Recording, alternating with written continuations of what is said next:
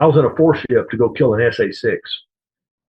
Now, if you know anything about the SA-6, it's not an SA-2, it's not an SA-4 or 5 or 7 or whatever, 9, 8, 11, 10, 13, 14, whatever number you want to pick. It's got its own capabilities. In the Israeli war, it would blow up an F4 and it would follow the crash site. The second missile would hit the crash site. So we knew from the SA-6s from the European theater we were going to be up against a pretty good load. But we get to go shoot an SA-6 in Kuwait. And what was funny was after the brief, the flight lead, I was number 3, flight lead pulled out a picture. It was an 8x10 glossy.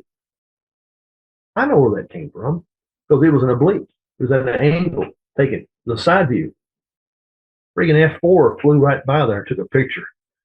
Wow, man, I respect that. And that's where it was. It wasn't a satellite picture. It wasn't no fuzzy overhead. Well, that might be a missile. That might be an outhouse. We don't know. No, this was an F4. It went in there and got one on the side, probably offset about 7 or 8 miles, or maybe longer. Who knows? But he got the picture, and he got the picture. So we brief it up. Yeah, we're going to do this, that. We have a squadron's newest wingman came over in November, and we have a staff guy, the guy that his main job is to work in the command post / whatever, the frag shop, doing whatever, and then he flew occasionally. And me. And the flight lead was a experienced IP. He was a good guy and a good tactical guy too. He briefs it up, tells us how we're going to do it, and guess what? We get out, we crank engines, everything goes ready, and then he goes, "Hey, flight," and I forgot the name of the flight even. I got a hydraulic problem, and I think number 2 called first. He said, "I've got a problem with my jet, and they're not going to be able to fix it. There's no spare." So lead goes, "Okay, we'll be a 3-ship. Be a 3, check, 2, 3, 4, or 2, 3. That was it." Then within a couple of minutes, lead's jet goes, he gets on the radio, "Hey, guess what? Mine just puked too. Something in the hydraulics or something in the engine. It was major. It was not just I didn't want to go. It was crap." Well, so guess who's in charge now? Moi.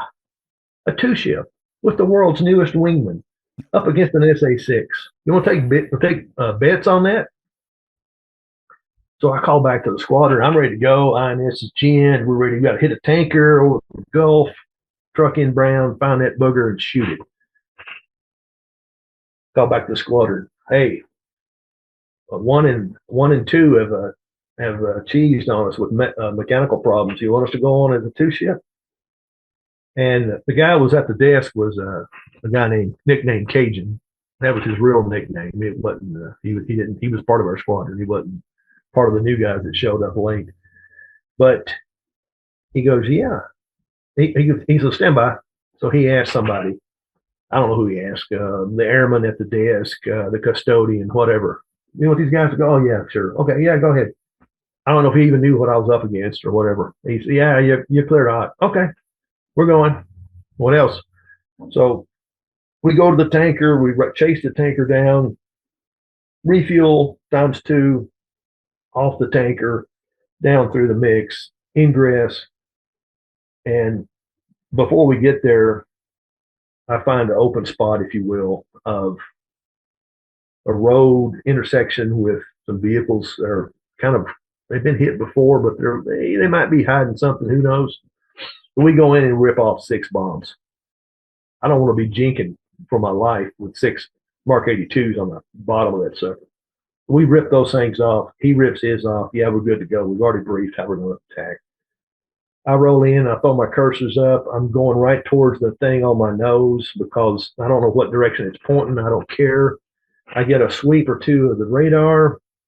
Oh, I've checked in with the Weasels just to say I'm here and I'm going to be coming in soon. And of course, they start with their, at times pretend radio calls of missiles being fired. So the radar thing goes away They hear there's something in the air, they turn it off.